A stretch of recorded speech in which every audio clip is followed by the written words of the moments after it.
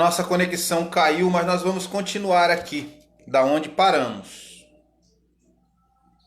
Eu estava dizendo que quando o pastor começou a dizer aos membros da igreja que era importante viver em unidade, ele disse: mas algumas vezes nós passamos por alguns momentos difíceis na união.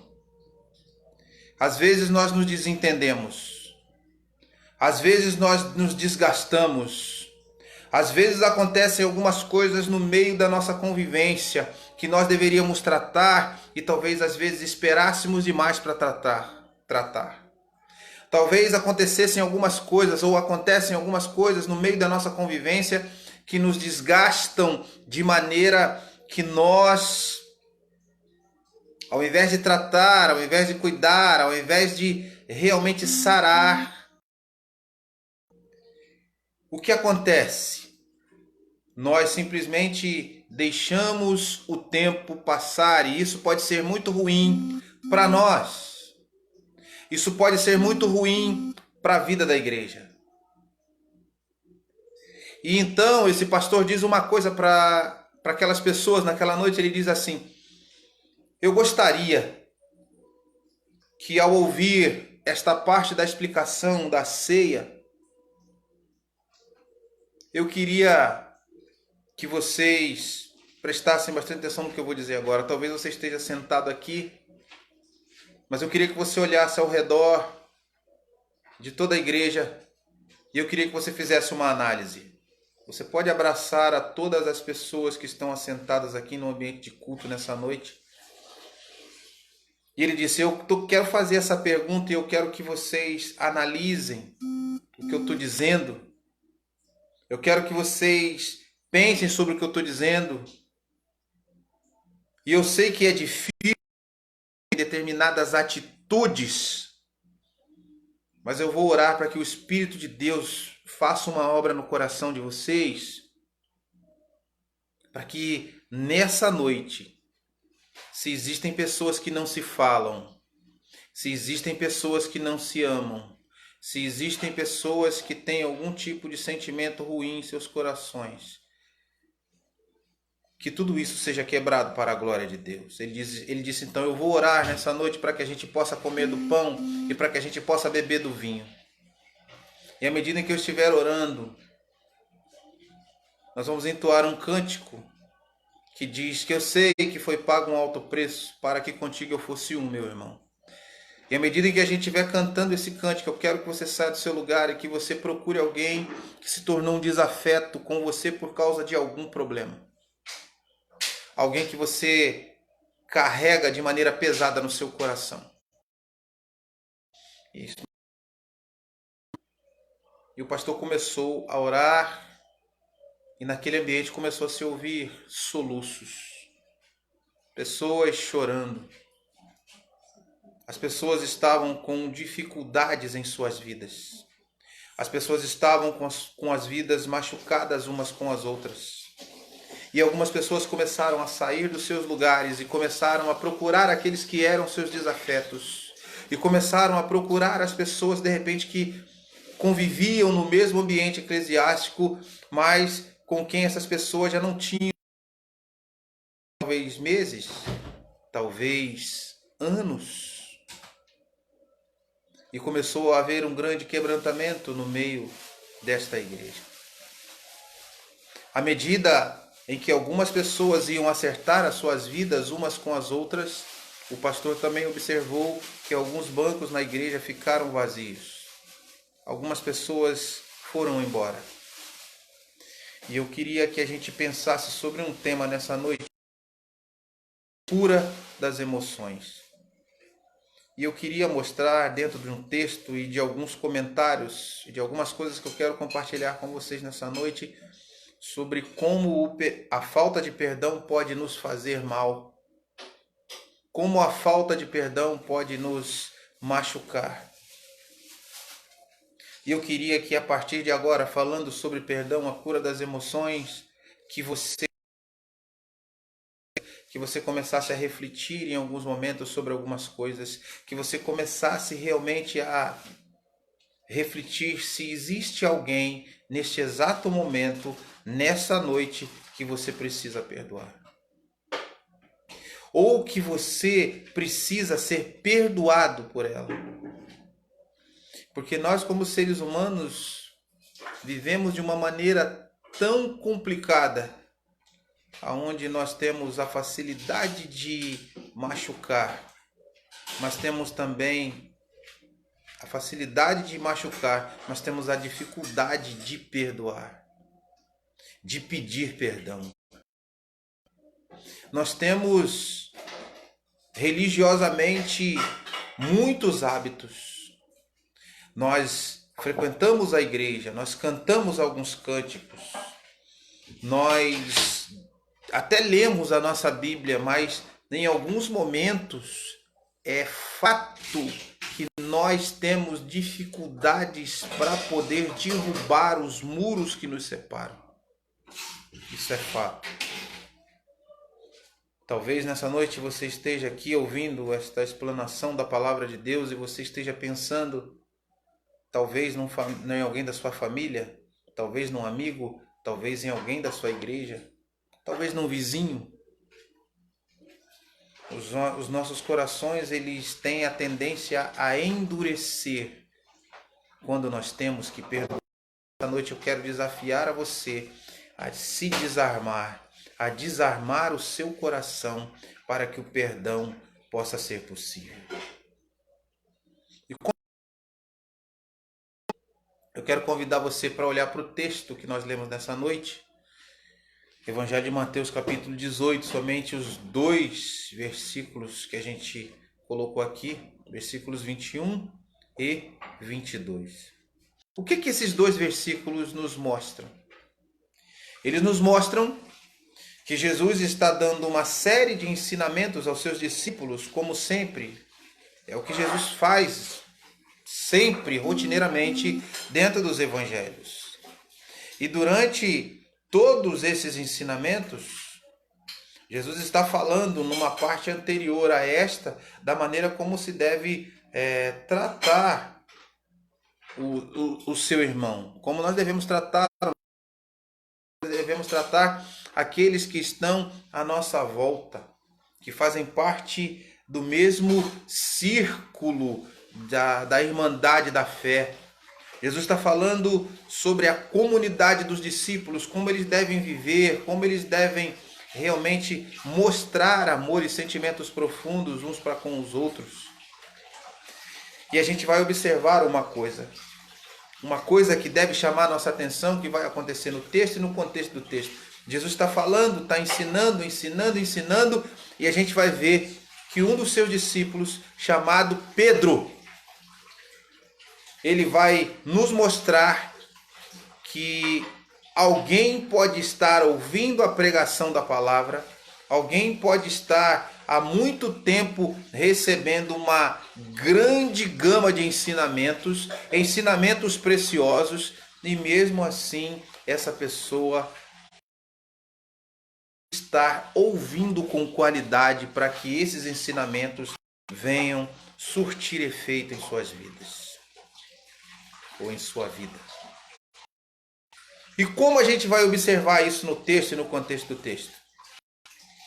A gente observa isso quando Pedro, depois de ouvir Jesus dar esses ensinamentos maravilhosos, ensinamentos em relação à vida eterna, que é tudo que Jesus faz com seus discípulos, ele vai se aproximar de Jesus e vai fazer uma pergunta para Jesus. Mas a pergunta de Pedro é aquela pergunta que a gente chama de pergunta capciosa, aquela pergunta bastante maliciosa.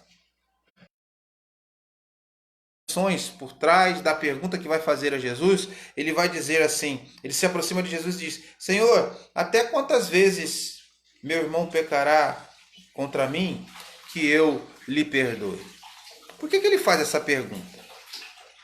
Lendo o texto de maneira, diria eu, crua, a gente não consegue perceber o porquê da pergunta, né? A pergunta é uma pergunta até conflitiva com os ensinamentos de Jesus. A pergunta mostra uma contrariedade ao que está acontecendo, ou seja, Jesus tem uma proposta e Pedro está pensando em outra coisa. É como se ele quisesse resistir ao ensino. É como se ele quisesse colocar uma condicional até para o ensino, uma dificuldade para o ensino. E por que Pedro faz essa pergunta? Será que você, ao ler esse texto, você já conseguiu se perguntar por quê? Obviamente, se Pedro faz essa pergunta, é porque na medida em que Jesus está ensinando e falando sobre a necessidade de se perdoar e a maneira como a gente deve tratar o próximo, Pedro provavelmente está olhando ao seu redor e ele está vendo alguém dentro da comunidade dos discípulos que era o seu desafeto. E ele devia estar ouvindo Jesus falar e ao mesmo tempo ele estava focado, olhando para aquela pessoa, ou para pessoas no plural, que não eram muito simpáticas para ele. Provavelmente ele já tinha tido alguns desgastes dentro da comunidade dos discípulos com algumas pessoas, e quando a gente fala de Pedro e sobre desgaste com pessoas, ele era perito nisso. O que mais ele sabia fazer era agir como uma pessoa realmente deselegante. O que mais Pedro sabia fazer era agir com o seu destempero para com as pessoas. E obviamente quando dessa forma, com destempero, quando alguém age dessa forma, sem controlar o seu temperamento e a sua maneira de agir e de falar, essa pessoa acaba tendo muitas pessoas que resistem a ela, ou algumas pessoas que muitas vezes têm a tendência a dizer coisas duras também para ela, como ela gosta de dizer coisas duras. Pedro então faz uma pergunta para Jesus. Mas o que ele quer ouvir de Jesus? E por que a pergunta é maliciosa? A pergunta é maliciosa porque Pedro faz a pergunta para Jesus, mas ele quer ouvir o que lhe agrada na resposta de Jesus. E por quê? Porque logo em seguida da pergunta ele diz: quantas vezes se deve perdoar o irmão? Quantas vezes eu tenho que aguentar ele pecar contra mim? Ou seja, ele se sente muito bonzinho a dizer que todo mundo é mal, só ele é bom. A dificuldade de perdoar está realmente no fato da gente achar que nós somos sempre as vítimas. E na verdade o que Jesus está ensinando para Pedro é algo bastante profundo, porque nós devemos perdoar quando nós somos vítimas e nós devemos buscar o perdão quando nós somos os autores das mágoas. Pedro vai fazer a pergunta para Jesus: até quantas vezes eu devo perdoar o meu irmão? E logo em seguida uma segunda pergunta: até 7 vezes? E por que ele faz essa pergunta também? A segunda pergunta. Ele faz uma primeira e logo em seguida ele vem com a segunda. Porque a segunda pergunta vai mexer com o seguinte, com um contexto que eu chamo de contexto da lei, o contexto da norma do momento, o contexto de uma estrutura da lei. Provavelmente Pedro já havia conversado sobre esse assunto com algum rabino. E a gente vai observar, dentro da cultura e da religião judaica, 7 era tido como um número da perfeição. Um judeu tinha algo, realmente um apego ao número 7. Provavelmente pelo número 7 ser religiosamente no número da perfeição, era o número de Deus na cabeça do judeu, e um rabino, então, provavelmente havia dito para Pedro que 7 vezes era um número muito bom para se perdoar alguém.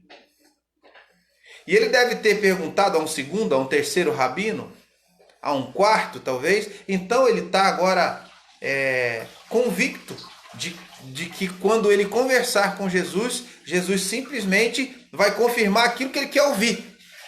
Ou seja, eu tenho o meu estopim curto e todo mundo tem limites. Eu tenho os meus limites e eu não tenho que conviver com ninguém que vive o tempo todo dando mancadas comigo, porque eu sou melhor do que ele. E eu não tenho que ficar o tempo todo aguentando outra pessoa. Mas a segunda pergunta de Pedro a Jesus, quando ele diz até 7 vezes, vai causar algo na conversa e no diálogo que ele está tendo com Jesus. Ele está tentando interagir a Jesus, mas ele está tentando persuadir. Realmente é uma pessoa complicada. Será que alguém consegue persuadir a Jesus? Pedro pensou que podia. E o que ele faz? Com a segunda pergunta, talvez muitas pessoas pensem que constar todos os seus argumentos e depois que elas esgotam todos os seus argumentos, elas pensem assim, agora ninguém vai poder dizer nada. O que Pedro está querendo mostrar para Jesus? Eu já tenho o amparo da lei, outras pessoas que são também rabinos, que são mestres, como Jesus é um mestre. Contradição. Ele não vai de maneira nenhuma dizer algo que os outros rabinos, que os outros mestres disseram. Só que Jesus não é um rabino como os outros rabinos. Jesus é alguém diferente. Jesus simplesmente vai responder de maneira totalmente contrária ao que Pedro queria dizer, ao que Pedro queria ouvir. Quando Jesus... Observemos no texto que Pedro não diz mais nada. Jesus então começa a mudar o rumo da história, e a gente vê no versículo 22, respondeu-lhe Jesus, não te digo que até 7 vezes, mas 70 vezes 7. Por que Jesus diz 70? Porque quando a gente vai falar sobre perdão, a gente observa dentro do diálogo 2 homens dentro de 2 concepções totalmente diferentes. Nós vemos um homem carnal atingido pelo pecado, um homem cheio de vaidade, cheio de infantilidades, e ele está dialogando com o Filho de Deus, com o Deus encarnado, com o Deus homem e com o homem Deus. Jesus está conversando com Pedro, conectando a eternidade, o Kairos, ao Cronos. E como Jesus faz isso? Querendo mostrar para Pedro que todas as coisas do reino de Deus devem ser medidas de acordo com a eternidade, de acordo com a amplitude do reino. Eu fico imaginando que depois de Jesus dizer a Pedro, não 7 vezes, Pedro, mas 70 vezes 7, Pedro tem uma dificuldade muito grande de responder a Jesus, porque ele continua preso no seu mundo e na sua limitação humana. Quando Jesus responde 70 vezes 7, talvez Pedro comece a pensar sobre questões aritméticas, resultados aritméticos, resultados matemáticos. E então ele precisa do socorro de Jesus. Para entender as coisas do reino, ele precisa realmente do socorro de Jesus, como todos nós precisamos do socorro de Jesus para entender as coisas da eternidade. É por isso que Jesus é o Logos, ele é a palavra, porque todas as coisas se explicam nele. Jesus é a imagem do perdão de Deus. E Jesus, como sendo a imagem do perdão de Deus, a palavra que comunica o perdão, a palavra viva, a palavra encarnada, Jesus está mostrando para todos nós que aquilo que ele faz, o perdão que ele executa é um perdão eterno. Jesus está realmente mexendo com a cabeça de Pedro nesse diálogo. Mas Pedro, de repente, consigo, lá dentro da sua destemperança, da sua humanidade trôpega, de repente ele pense consigo mesmo: 7 vezes já é demais. E talvez ele continue mais. 490 vezes é muito. E eu viver a minha vida toda para poder perdoar alguém 490 vezes. Pedro deve ficar com os braços cruzados na palavra de Jesus e se perguntando, afinal de contas, o que ele realmente está. Ele ainda tem dificuldades de compreensão. Mas ele de repente em algum momento concorda com Jesus. Então tá bom. Diferente dos outros, já que o Senhor reflete diferente dos outros, já que o Senhor está querendo expandir a minha mentalidade, eu vou fazer o seguinte, eu vou aceitar a questão realmente das 70 vezes 7. E 70 vezes 7 vai dar 490 vezes. Então, durante a minha vida, eu vou começar a anotar num caderninho, perdoando todos aqueles que são meus desafetos e que fazem algumas coisas comigo, mas quando chegar no número 490, aí acabou. Aí eu não perdoo mais. Aí realmente eu vou parar com tudo. É como se ele olhasse para alguém e aquela pessoa errasse com ele hoje e ele começasse a contabilizar. 490, ela errou agora, só falta 489. Até que aquela pessoa o esgotasse as 490 vezes e ele tivesse mais uma vez como justificar. Essa pessoa não merece mais o perdão. Mas Jesus está querendo dizer para ele totalmente o contrário.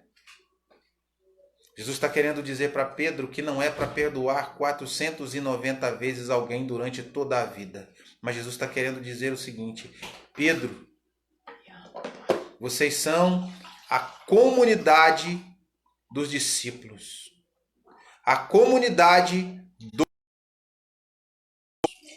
E o perdão que alcançou a vocês é um perdão que não se pode medir.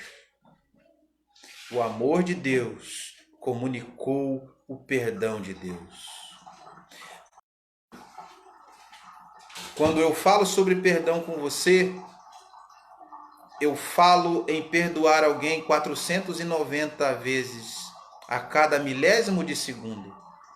490 vezes a cada segundo. 490 vezes, milhares de vezes durante uma hora. Durante todo um dia. Durante toda a vida. Pedro reflete sobre o perdão nessa intensidade, Pedro. Pensa, Pedro, sobre isto. E eu fico agora analisando todo esse momento de Jesus com Pedro. E depois desta conversa, e depois de muito tempo, só quando ele vai ouvir o galo,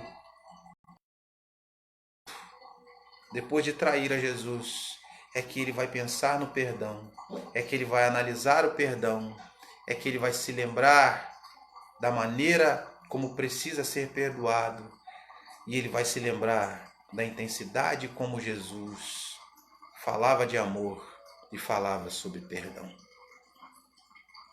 Meus amados irmãos, nessa noite, talvez nós que estamos aqui, mais uma vez nesse momento devocional, nós tenhamos muitas dificuldades de perdoar. Nós tenhamos dificuldade de falar de perdão. Mas eu queria, nessa noite, fazer algumas pontuações para que nós pudéssemos pensar de acordo com o perdão, a cura das emoções, como se o perdão fosse a asepsia da alma, a limpeza, a faxina da alma. Eu queria que nós pensássemos profundamente nessa noite e para isso eu queria dizer algumas verdades sobre aquilo que é perdão. Mas antes de falar sobre o que é perdão, eu preciso dizer sobre o que não é perdão. E o que não é perdão, irmãos? Perdão não é desculpar alguém. Isso não é perdão. Talvez se você pense que desculpou alguém, você ainda não conseguiu entender o que é perdão. E talvez por não entender o que é perdão, muitas pessoas vivem uma vida amarga, vivem uma vida fechada, vivem uma vida de que elas falam e que elas se lembram e que elas recordam de algumas coisas e de pessoas e elas sentem um gosto amargo de sangue na boca. Como nós precisamos falar de perdão de acordo com os ensinamentos de Jesus, de acordo com a intensidade ensinada, de acordo com a profundidade de Jesus. Porque Jesus não quer que nós pensemos sobre perdão de acordo com os nossos sentimentos terrenos, mas que nós pensemos sobre perdão de acordo com aquilo que aconteceu na eternidade. Deus nos amou muito antes. Ele nos amou primeiro. Nós só nos aproximamos dele porque ele nos amou e nos perdoou. Então, Isaías, vamos fazer algumas pontuações sobre o que é perdão? Vamos fazer algumas pontuações, então, sobre o que é perdão. Primeira coisa que eu quero dizer é que perdoar é zerar a conta. Não adianta a gente viver uma vida achando que podemos perdoar ou que perdoamos alguém se lembramos o tempo todo que esta pessoa nos deve alguma coisa. Perdoar alguém é anistiar alguém no SPC da nossa consciência. É realmente apagar a dívida. É realmente soterrar todo tipo de mágoa. É zerar a conta. Não há como viver uma vida sem perdoar, porque uma vida sem perdão leva a gente à frustração. É importante e muito importante pensar sobre o que é perdoar, e perdoar, em primeiro lugar, é zerar a conta. Segundo lugar, o que é perdoar? Perdoar é pensar na terra com a mente alcançando os conceitos. E eu quero, nessa oportunidade, abrir um parêntese para contar algo que acontece no período da Segunda Guerra Mundial, mais ou menos ali entre os anos de 1940 e 1945. A Segunda Guerra Mundial, ela eclode e há aquele momento traumático entre os Estados Unidos e o Japão. Os Estados Unidos estão vencendo a guerra, mas sempre o oriental, ele é alguém que não se entrega, ele é alguém perigoso o tempo todo. E durante a Segunda Guerra Mundial, quando os Estados Unidos estão vencendo a guerra contra os japoneses simulam uma trégua. Eles pedem que os civis tenham um pouco de paz para respirar. Os americanos cedem misericórdia aos japoneses. E esse tratado de trégua e de paz, ele vai começar na parte da manhã, mas quando chega da madrugada, algo vai acontecer. Um comandante japonês, seu nome Mitsuo Fuchida, ele vai simplesmente um ataque ferrenho contra a plataforma de Pearl Harbor. E durante a noite, durante a madrugada, caças japoneses vão bombardear a plataforma de Pearl Harbor. Eles vão explodir a plataforma. Essa plataforma será explodida e ela virá a afundar. Foi uma madrugada sangrenta. Uma madrugada onde os japoneses traem a confiança dos americanos.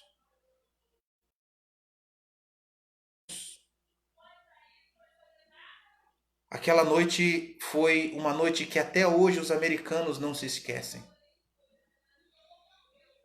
Muitos cristãos pela manhã indo para suas igrejas, nessa época, eles iam orar pelo fim da Segunda Guerra Mundial, receberam a notícia de que seus filhos haviam morrido quando serviam ali militarmente. Os Estados Unidos é coberto de cinzas, de luto, de dor, de mágoas, de sofrimento. Amados irmãos, naquele exato momento, um soldado americano, seu nome Jack Chance, com seu coração cheio de ódio, ele decide conclamar os americanos a não terem mais piedade dos japoneses. Começa a incitar toda a nação e todas as forças armadas americanas a destruírem o Japão. Ele incita.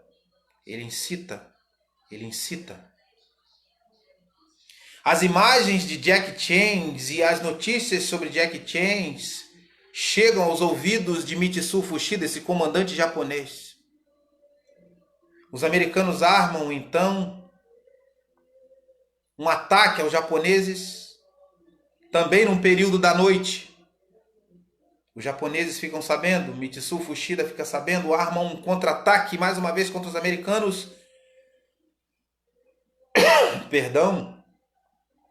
E nesse contra-ataque, eles prendem Mitsu Fuchida. Prendem Jack Chance. E quando eles prendem Jack Chance, Mitsu Fuchida se depara com este soldado americano que estava incitando os americanos a não terem mais compaixão pelos japoneses. Ele então diz para Jack Chance, coloquem ele numa prisão insalubre, que ele fique lá na solitária, que ele sofra a escassez de pão e água, até que eu decida como ele irá morrer. Jack Chance fica ali preso, numa cadeia fria, escura, aonde goteiras pingam sobre ele e sobre as feridas que estão sobre o seu corpo, porque ele era flagelado pelos soldados japoneses o tempo todo. E Mitsu Fuchida passava de vez em quando na frente da cela de Jack Chance e olhava para ver se ele já tinha morrido, se ele não estava suportando toda aquela tortura. Jack Chance está com seu coração cada vez mais enfurecido em relação aos japoneses, em relação a Mitsu Fuchida. Ali na cadeia, ele começa então a pensar em seus últimos momentos de vida. Eles vão me matar. E quando nós falamos sobre todas as vezes em que um prisioneiro de guerra está próximo a morrer, ele tem direito a um último pedido e ele recebe também um livro para ler. Coincidentemente, naquela ocasião, Jack Chance recebe uma porção do Novo Testamento. Ele vai começar a ler e o Espírito de Deus vai conduzir Jack Chance à leitura de uma porção do Novo Testamento que diz que nós devemos perdoar os nossos inimigos. Naquela noite, naquela ocasião em que ele lê aquilo, na escuridão ele consegue uma luz de velas, eu não sei como ele consegue se virar ali na sua prisão, ele lendo os evangelhos, para nós vermos como Deus faz as coisas. Ele lê, o seu coração é cheio da graça de Deus, ele chora copiosamente, ele vê o seu pecado, ele vê que o ódio pelos japoneses, que o ódio por Jack Chan estava adoecendo a sua alma, ele vê que ele não deveria pensar daquela forma, e a guerra, ela era realmente a verdade do ódio no coração dos homens.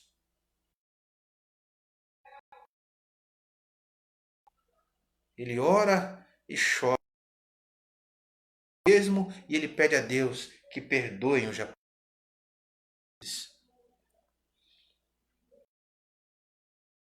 De Jack Chan. E ele toma uma decisão. Esse homem vai morrer amanhã de manhã. Soldados que no outro dia pela manhã, Jack Chan. Irmãos, naquela madrugada os Estados Unidos atacam o Japão. Eles conseguem libertar todos os seus prisioneiros de guerra, inclusive Jack Chan. E vai dizer a história que esse ataque é um ataque tão ferrenho dos americanos que é exatamente nesse momento, e é exatamente nesse momento que nós vamos ouvir falar sobre a ocasião em que são lançadas as bombas nas cidades japonesas de Hiroshima e Nagasaki. As bombas são jogadas nessas cidades e causam algo terrível a essas cidades e às pessoas que moravam nessas cidades. A ocasião da guerra e toda essa situação vai mudar a vida de Jack Chan. Ele então, depois que a guerra, um cristão quebrantado, um missionário. E ao se tornar um cristão e um missionário quebrantado, o que ele vai fazer? Ele vai sentir desejo de, depois de um tempo, voltar ao Japão pregando uma mensagem sobre perdão. E ele vai falar sobre o amor de Deus e sobre o perdão de Deus. E vai dizer para que os japoneses não sintam ódio dos americanos. Para que perdoem os americanos. Para que eles possam sentir alívio em suas almas. Para que eles não adoeçam. Para que eles não morram no ódio. Jack Chan começa a fazer cruzadas em estádios para milhares e milhares de pessoas no Japão. Ele agora é um pregador da palavra. E milhares de pessoas no Japão começam a se converter ali ao cristianismo por causa da pregação de perdão de Jack Chan.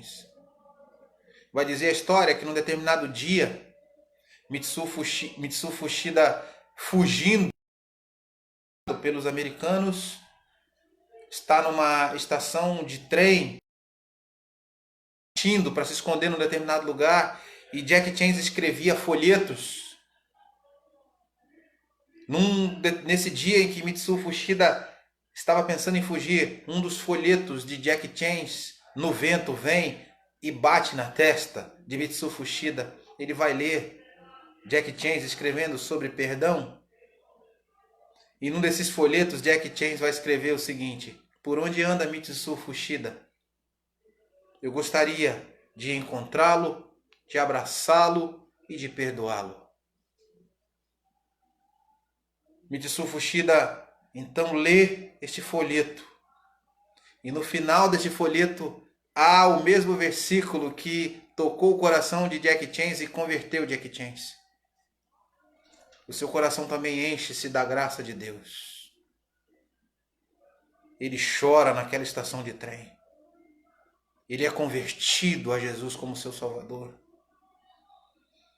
E o que acontece com ele?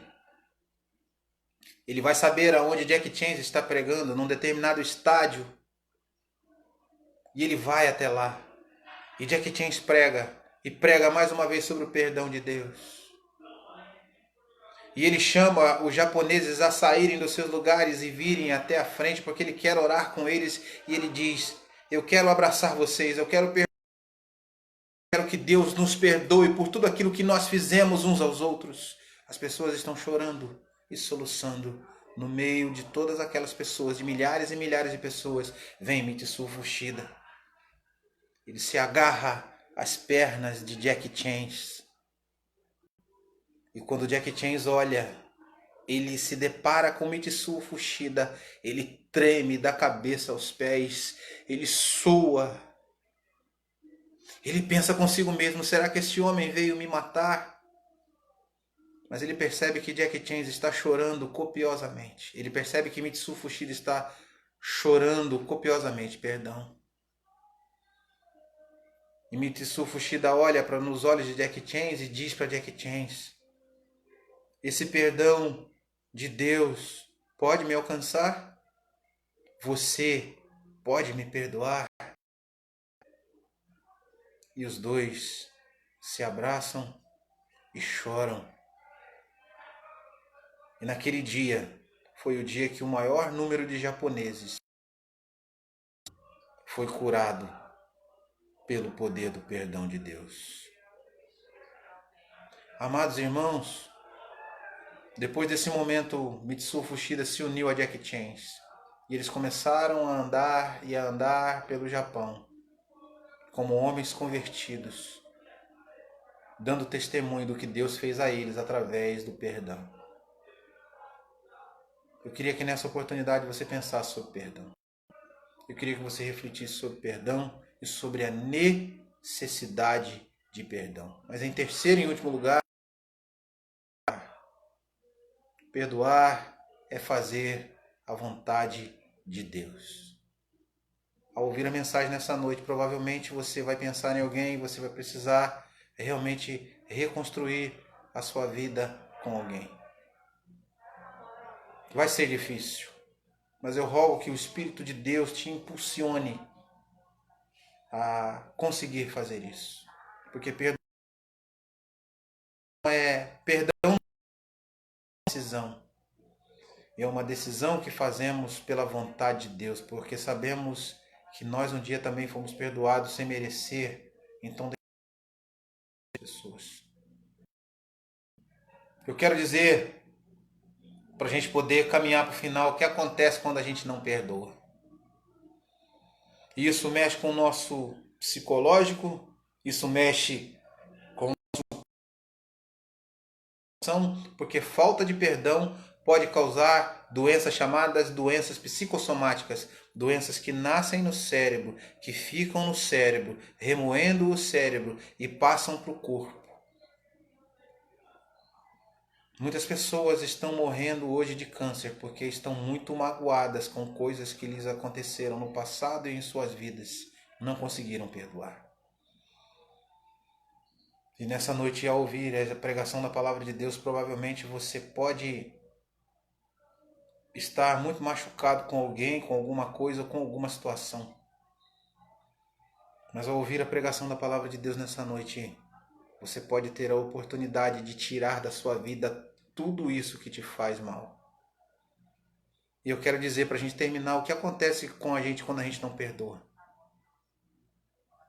O nosso coração, ele é a capital, a central dos nossos sentimentos, não é isso? Ele é o nosso órgão mais sensível. Quando nós amamos, nós abrigamos pessoas em nossos corações. Essas pessoas em nossos corações num lugar especial do nosso coração. Por exemplo, você que é pai, você que é mãe, você abriga os seus filhos num lugar especial no seu coração. Você que é filho, você abriga os seus pais, numa pessoa ou alguma pessoa da sua família, num lugar especial do seu coração. Mas o que acontece quando nós não perdoamos? Quando nós não perdoamos, se nós colocamos as pessoas que nós amamos num lugar especial do nosso coração, nós pegamos as pessoas que nós não amamos quando nós não perdoamos e colocamos elas e abrimos um porão no nosso coração. E a gente pensa que pode deixar essas pessoas lá, aprisionar essas pessoas lá, mas não podemos. Mas o sentimento que nós vamos guardando nos leva inclusive a flagelar essa pessoa que está no porão do nosso coração. E nós vamos arrumar alguém que nós sabemos muito bem quem é, que eu não quero nem dizer o nome. Prazer nisso. de causar dor na gente, no nosso coração, ao nos fazer lembrar de coisas ruins. E ele então se apresenta voluntariamente dizendo: pode deixar que eu vou chicotear os seus inimigos, os seus desafetos que estão lá no porão do seu coração. Ele vai até o porão do nosso coração e ele chicoteia as pessoas que nós colocamos no porão do nosso coração. Só que acontece uma coisa: flagelos parece que atingem somente a uma pessoa, mas duas pessoas sangram. Aquele ou aqueles que são flagelados e nós, porque essas pessoas estão em nossos corações e nós estamos sangrando por causa da falta de perdão. Expulse o torto que tem o prazer de fazer o seu coração sangrar, batendo em você e nas pessoas que você decidiu não perdoar. Somente depois disso você vai sentir alívio na sua alma. Leve Jesus a todos os lugares do seu coração, para que ele expulse aquele que tem ao seu coração, para que ele acabe com essa prisão, para que ele transforme essa prisão num jardim, para que chova nesse jardim. E ao chover nesse jardim, toda a amargura, toda a mágoa seja lavada, tirada e retirada. Para a glória de Deus Pai. Perdão, a cura das emoções. Que você possa entender que foi perdoado por Deus. Que você possa ser um embaixador do perdão. Que possa perdoar de acordo com a extensão da eternidade. Essa é a vontade de Deus para todos nós. Obrigado mais uma vez por vocês estarem aqui compartilhando desses momentos devocionais. Que nós possamos pensar, refletir, repassar essa mensagem e procurar viver este evangelho na íntegra. Como o mundo está precisando de pessoas que parem de propagar o horror, a mágoa. Como o mundo está precisando de pessoas que choquem a sociedade, falando sobre o perdão, sobre o amor, sobre o perdão de Deus. Que Deus nos abençoe, que Ele regue o jardim da nossa existência com o bálsamo da sua graça, de maneira que não sobre em nós nenhum resquício, absolutamente nenhum resquício de mágoa, de dor, de choro e de falta de perdão. Que Deus nos abençoe. Nós nos despedimos assim nessa noite, para a glória de Deus Pai. Forte abraço a todos. Amém?